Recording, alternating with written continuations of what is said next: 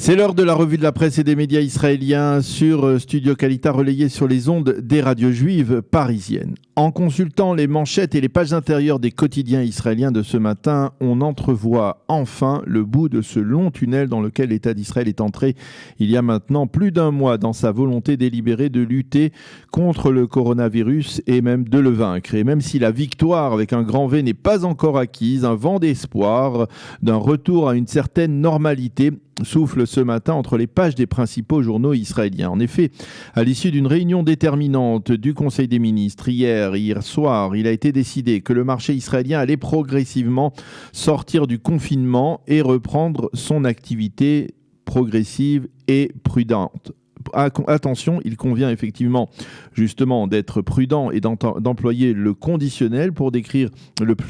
plus fidèlement possible les mesures qui ont été prises et celles qui vont être prises au cours des prochains jours en route vers un allègement du confinement. C'est le titre ce matin du Yediot Ahronoth qui explique qu'après un débat houleux en Conseil des ministres, il a été décidé de rouvrir le marché israélien par secteur économique. Les usines devraient reprendre leur activité dès dimanche prochain. Quant aux citoyens israéliens,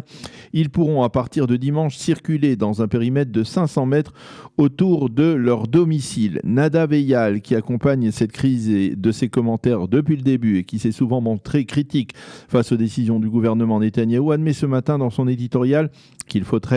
être patient et prudent. Il faut lever le bouclage progressivement tout en érigeant des protections indispensables sur le plan de la santé. Sinon, les conséquences pourraient être catastrophiques, écrit Nadav Eyal ce matin en une du Yediot Ahronoth. Le Maariv, lui, explique qu'hier soir,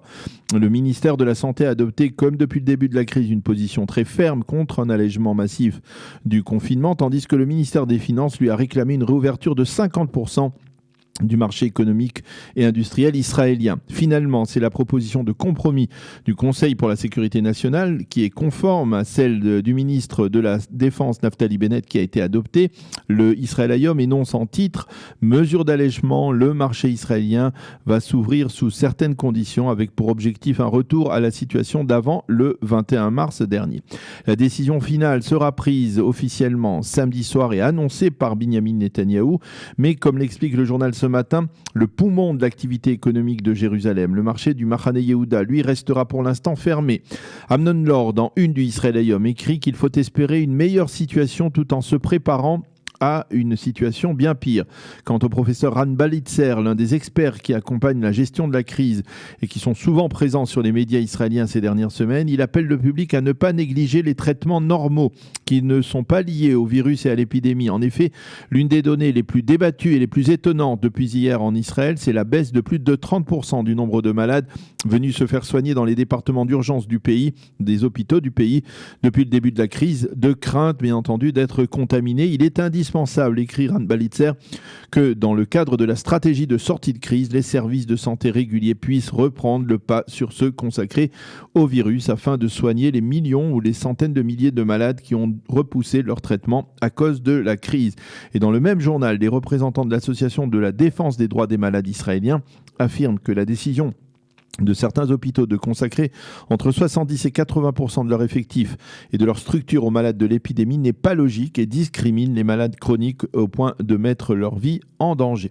En marge, les réseaux sociaux ont diffusé hier une information qui a été fournie par l'un des directeurs de la Chevra Kadisha de Jérusalem qui s'occupe des services mortuaires, le Rav Baruch Rosenbaum. Il a fait remarquer qu'en temps normal, on décompte une quarantaine d'enterrements par jour à Jérusalem, alors que depuis le début de la crise, on n'en recense qu'une dizaine, entre guillemets, sans pouvoir fournir d'explications véritables à un tel phénomène. En page intérieure, le Israël Hayom souligne que l'une des mesures prises hier était la levée d'une partie du bouclage autour de la ville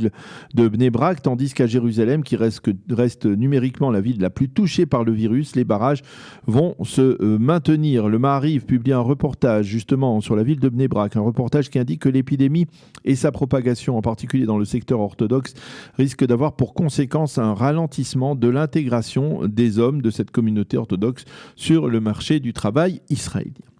Dans le Makor Rishon, le quotidien proche de la droite israélienne qui paraît chaque vendredi, le Rav Chaim Navon, qui appartient à la frange modérée des rabbins sionistes religieux, se focalise cette semaine sur un aspect majeur de cette sortie de crise, l'éducation nationale. Alors que pour l'instant, les dirigeants israéliens n'ont pas encore pris de mesures en faveur de la reprise des cours dans les établissements scolaires du pays, le Rav Navon écrit ce matin de la même manière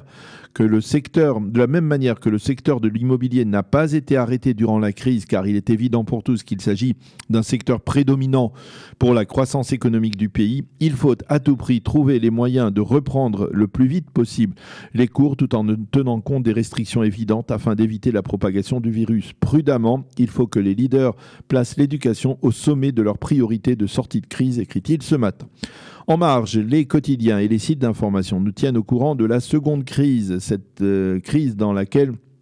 la stratégie de sortie reste encore incertaine ce matin. La crise politique avec toujours pas de gouvernement. Le Makor Rishon explique que Netanyahou s'acharne à vouloir obtenir du Parti bleu-blanc des garanties selon lesquelles il ne sera pas invalidé par la Cour suprême après que son gouvernement ait été formé. Mais de l'autre côté, Benny Gantz a décidé que, d'une certaine manière, ce jeu-là avait suffisamment duré. Et depuis hier après-midi, celui qui est toujours le président de la Knesset a décidé de menacé. Si d'ici lundi un gouvernement d'urgence n'est pas formé, alors nous entamerons la procédure législative afin de faire voter les projets de loi visant à empêcher Netanyahou de gouverner. Et le Makor Rishon publie ce matin une caricature de l'excellent Shai Tzarka qui montre Benny Gantz et Binyamin Netanyahou habillés dans l'esprit du temps comme Moïse et Aaron se promenant dans le désert sans parvenir à trouver la voie de la terre promise, celle du gouvernement que les Israéliens attendent avec impatience.